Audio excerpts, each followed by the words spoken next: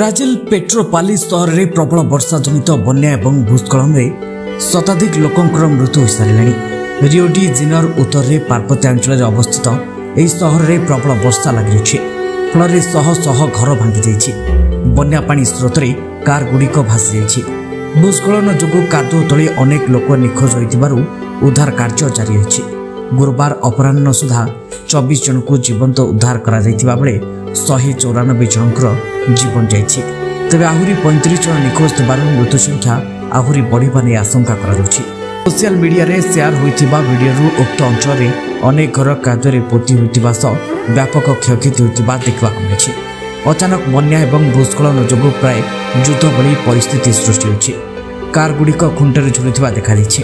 अनेक अंचल में कादुओ माड़ी जाइछि बोली Rio de Janeiro governor Claudio Castro कहते।